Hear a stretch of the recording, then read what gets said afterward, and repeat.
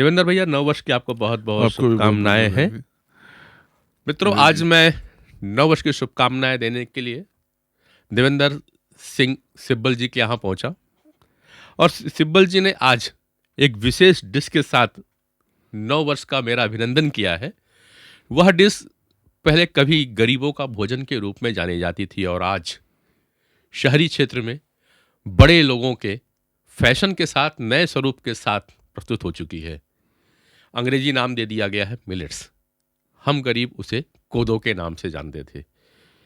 क्यों आज अमीरों के पास वो उनके डाइनिंग हॉल में सजने लगी है नए वैरायटी के साथ, और क्यों उसका नव वर्ष में नए फ्लेवर के साथ अभिनंदन हो रहा है। जानकारी मैं आपको दे दूं कि हमारे छत्तीसगढ़ के मुख्यमंत्री अभी हाल में ही इस कोदो को पसंद किया है, उसका स्वाद चखा है और कहा है कि आने वाले समय में क्यों ना छत्तीसगढ़ के सभी जगह पे कोदो कैफे खोला जाए।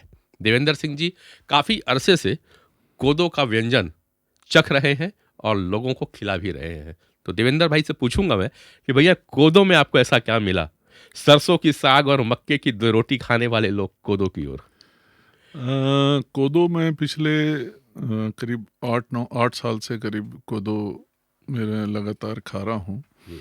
और इसकी मैं बीच में जिंदल नेचुरोपैथी में भी गया तो वहाँ भी इसके बारे में चर्चा होती थी।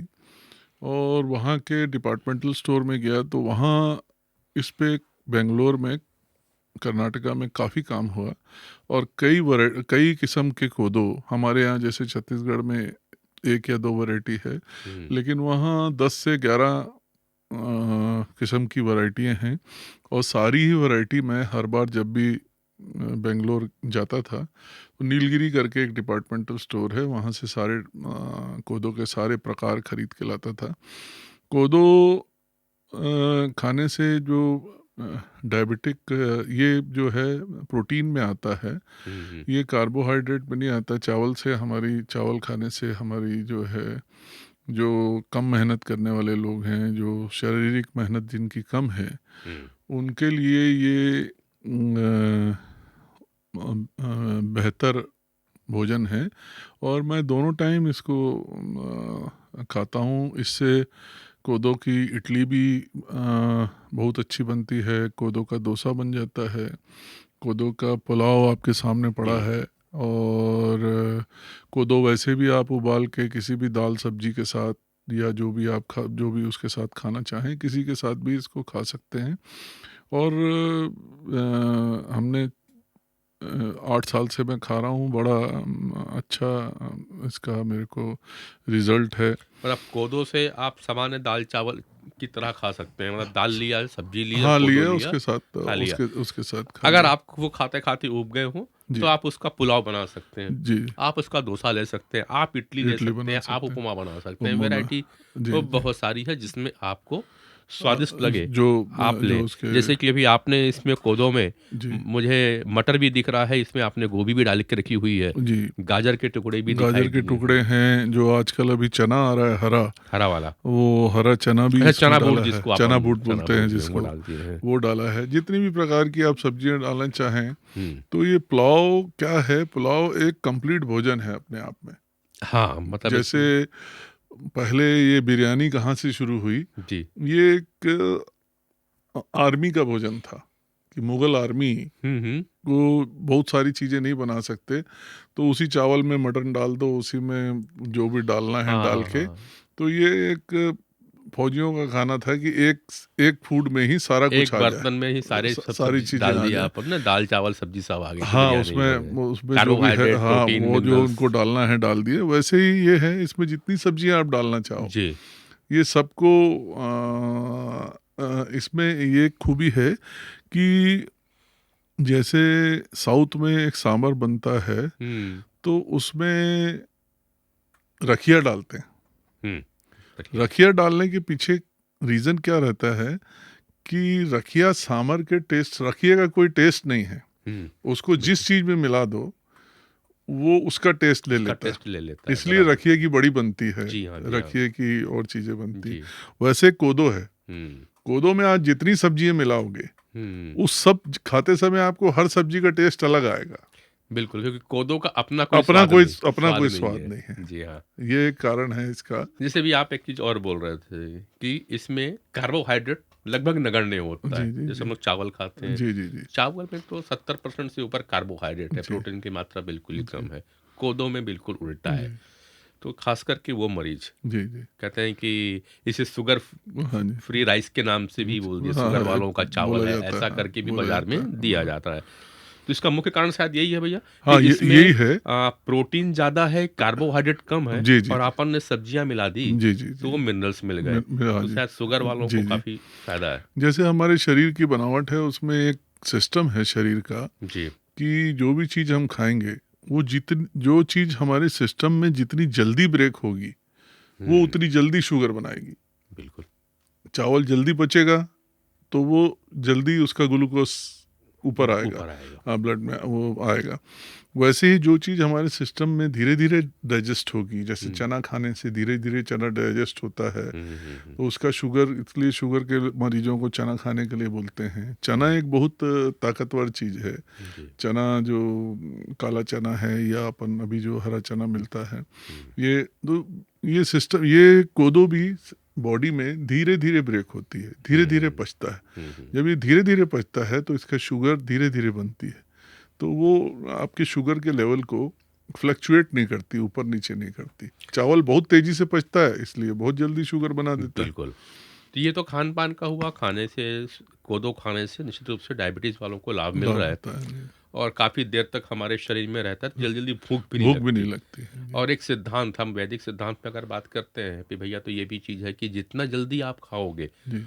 तो ब्रेन को नहीं मालूम कि आपने कितना खाया है। खाया है। आप जी। थोड़ा भी खाओगे, जी, जी। तो वो इंसुलिन स्टमक उतना ही सीक्रेट करता है जितना उसको करना है। करना अगर है। 30 ml करना है, जी, जी। तो आप अगर इतना खाओगे, जी, जी, जी, जी। आधी रोटी खाई, जी, तो भी 30 ml 30 निकलेगा और ml 4 रोटी खाई, तो भी तो 30 भी ml 30 ml निकलेगा। निकलेगा। तो शायद हम जो बार-बार खाना खा रहे हैं, तो वो भी एक डायबिटीज़ होने का का कारण रीज़न बनता रीज़न है, रीज़न है। जल्दी पचा जी, तो। जी। कोदो जैसे खाने से जी, जी। भूख देरी से लगती है जी, क्योंकि जी। पचता देरी से जी, है। जी।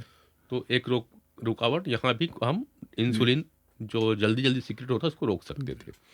पर मैं एक और आता हूँ मैं, काफ़ी जी, समय से मतलब कोदो हमारे देश का एक प्रमुख अन्न रहा है। जी, कोदो, रागी, ज्वार, बाजरा, मक्का हम इससे जाने जाते थे। जी। लेकिन एक दशक आया है जहाँ पे इसका उत्पादन कम हुआ और हम चावल और गेहूँ की तरफ ज़्यादा ज़्यादा बढ़ गए।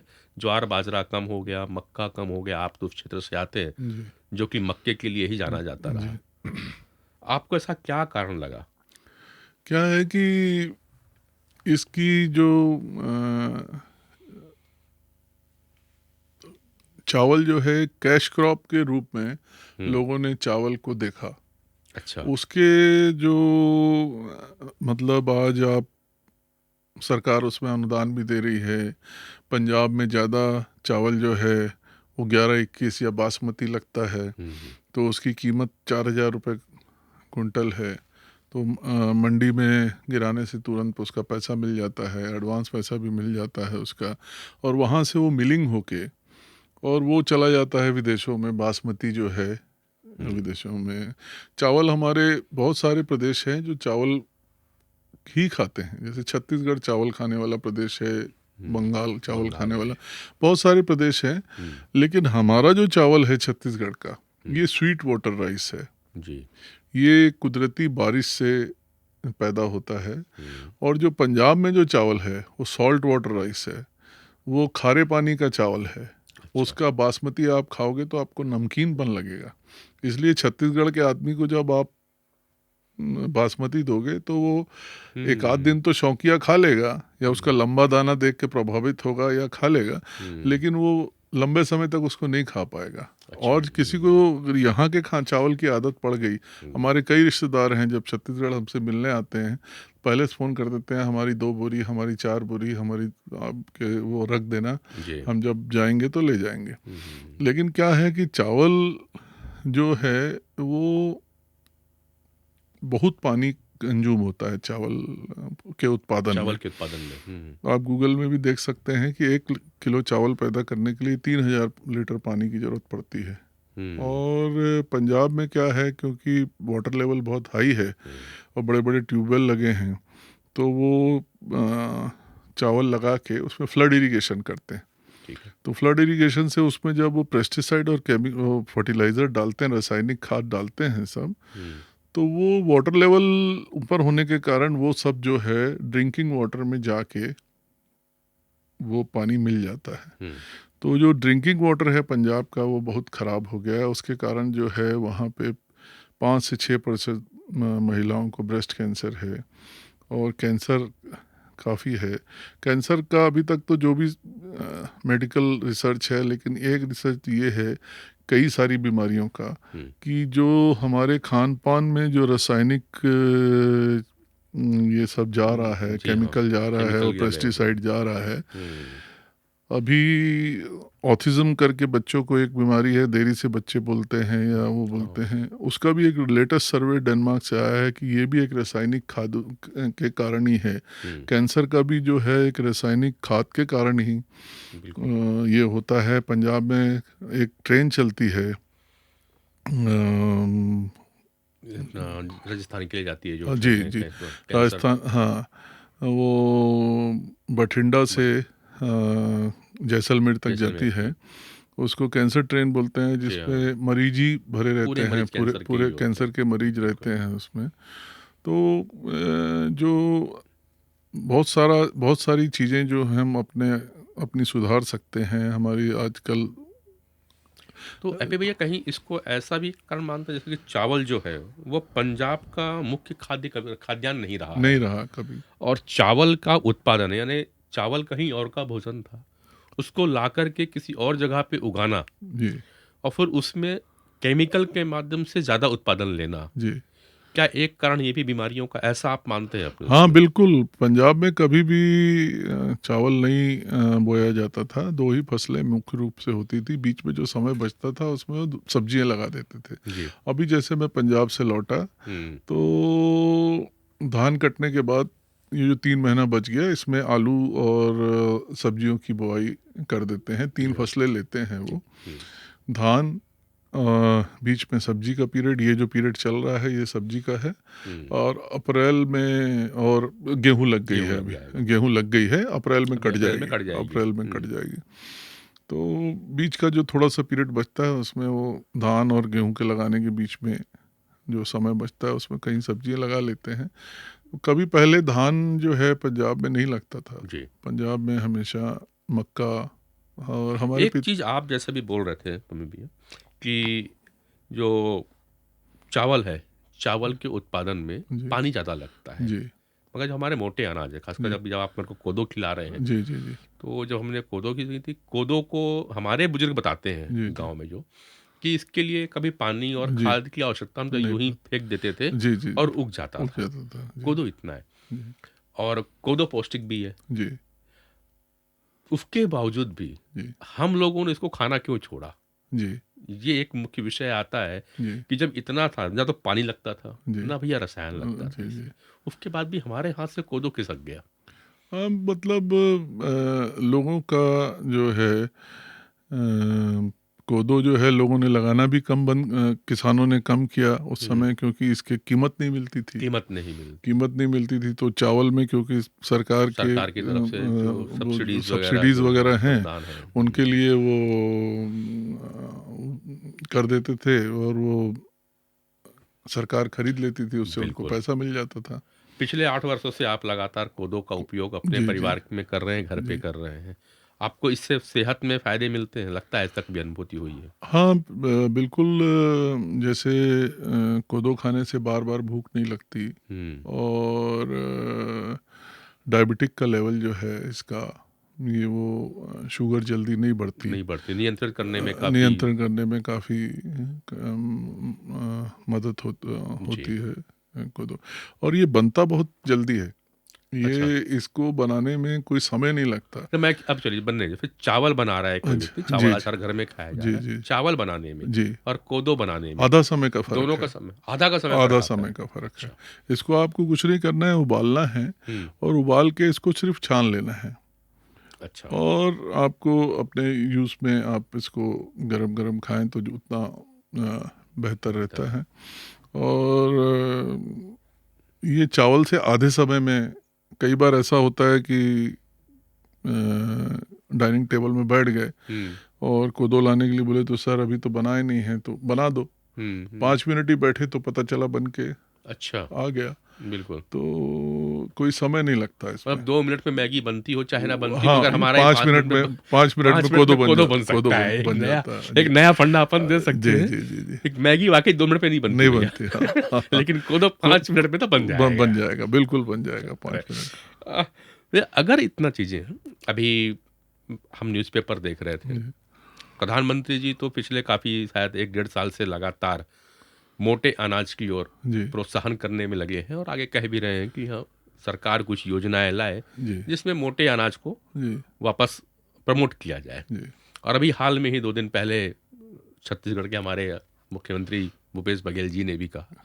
कि कोदो के कुछ स्टोर खोलने चाहिए और जी कोदो के कैफे खोलने चाहिए। जी आप एक उद्यमी भी रहे हैं जी और अब कोदो की तरफ आप कहते हैं। मैं आपसे पूछूं कि कोदो की कैफे या कोदो के प्रसार प्रसार के जो इतना फायदेमंद चीज है, अगर आपका की तरफ से प्रमोशन किया जाए, जी हैप्पी भैया देवेंद्र भैया को कोदो के लिए बोला जाए, जी तो जी। आपकी क्या योजनाएं रहेगी ताकि लोग प्रोत्साहित हों कोदो को खाने के लिए और कोदो को मार्केटिंग के लिए? नहीं, बिल्कुल कोदो का कैफ़े खोलने में कोई वो दिक्कत नहीं है, लेकिन कोदो का कैफ़े आप सिर्फ अभी के समय के लिए नहीं, हम्म। कोदो आप कैफ़े खोलेंगे अपनी जनरेशन के लिए। जी। क्योंकि आज जो चावल पैदा हो रहा है, जितना पानी उसमें लगता है, हम्म। आपके पास पूरा, आप गूगल में देख लीजिए, ड्रिंकिंग वाटर जो है वर्ल्ड में वो 2% है, जिसका बिल्कुल। हम लोग बड़ी बेरहमी से उसका जो है इस्तेमाल कर रहे हैं, और पानी के आने वाले समय में इतनी कमी होगी हम्म। अगर हम इन अनाजों की तरफ नहीं जाएंगे जो पानी कम खपत, जिनको पानी कम लगता है, तो हम अपनी जनरेशन के साथ अन्याय करेंगे। हमारे आने वाली जनरेशन के साथ बहुत बड़ा अन्याय करेंगे। पानी की अवेयरनेस, अनाज के साथ साथ इसकी पानी की अवेयरनेस को जोड़ के इसको देखना चाहिए बिल्कुल। कि पानी जो है हमारे पास बहुत कम है, उसी पानी से हम जो है सारे कारें भी धो रहे हैं ड्रिंकिंग वाटर से, और दूसरे भी काम कर रहे हैं। हम्म। तो आने वाले समय में दिक्कत, आज देखिए, पहले हम लोग जब स्टूडेंट लाइफ में थे, एक पानी की बोतल रखते थे खाली, जिस स्टेशन में भी उतरते थे वहाँ से पानी भर के आगे चल देते थे। बिल्कुल। आज कोई गरीब से गरीब आदमी भी स्टेशन का पानी नहीं पीना चाहता, जी हाँ। क्योंकि पानी क्या के साथ हम लोगों ने नेचर के साथ इतना ज़्यादा खिलवाड़ किया है, नेचर का इतना मिसयूज़ किया है कि पानी हमारा बहुत बुरी तरह दूषित हो चुका है। जी। एक उसका मुख्य कारण प्लास्टिक है। जहाँ भी पानी के बहाव की जगह है वहाँ पे आपको पानी, ये झीलें, ये दुनिया भर की प्लास्टिक की झिल्ली जो मिल जाती है। कभी सड़ती ही नहीं है, वो मिल जाती हैं। तो इसको जो मोटे अनाज हैं, जो दूसरे अनाज हैं जो कम पानी से पैदा हो सकते हैं, उसकी तरफ हमको अपनी जनरेशन को देखते हुए भी, हम अपनी जनरेशन के लिए क्या छोड़ के जा रहे हैं। पानी तक अगर हम उनके लिए नहीं हम उनका सुरक्षित कर पाए, और उसके लिए नहीं अभी हमने सोचना शुरू किया, तो आने वाले समय में बहुत बड़ी तकलीफ का सामना बिल्कुल। होना। तो एक बहुत अच्छा संदेश देवेंद्र भैया की तरफ से है कि यदि हमको पीढ़ियों को, आने वाली भविष्य को पीने का पानी उपलब्ध कराना है, तो हमें मोटे अनाज की ओर पैदावार किलो बढ़ना, केवल कैफे खोलने से काम नहीं होगा। जी जी, हमें मोटे अनाज के उत्पादन को भी बढ़ावा बढ़ा देना देना चाहिए। होगा। सरकार अगर कैफे खोलने की ओर जा रही है, कोदो जी कैफे खोलने की ओर जा रही है, तो सरकार को ये भी सुनिश्चित करना चाहिए कि आने वाले समय में वे कुछ ऐसी योजना लेके आए कि हमारे कृषक भाई, फार्म हाउस के लोग कोदो के और अन्य मोटे अनाज के उत्पादन की ओर ध्यान दें, क्योंकि कोदो जैसे अनाज के उत्पादन में पानी जो है लगभग 1/4 कम लगता है। कम लगता सही है, हूँ मेरे ख्याल से बिल्कुल भैया? बिल्कुल। अगर 1/4 पानी कम लग रहा है चावल के मुकाबले, तो हम बहुत कुछ पानी जमीन में स्टोर कर सकते हैं, बचा सकते हैं। तो आज की 9 वर्ष के 2023 के शुभारंभ पे देवेंद्र सिंह पम्मी भैया सिब्बल जी ने एक बहुत अच्छा एक हमें डिश भी खिलाई, कोदो का पुलाव खिलाया है, और आज एक संदेश हम इस कार्यक्रम के माध्यम से आपके पास पहुंचा रहे हैं कि आप भी कोदो के प्रोत्साहन में आइए, खुद बनाइए, खुद खाइए और लोगों को लोगों को प्रोत्साहित खिलाइए। करें। और साथ में आप अपने कृषक भाइयों के साथ मिलकर के कोदो के उत्पादन की ओर अग्रसर होइए। धन्यवाद। नमस्कार।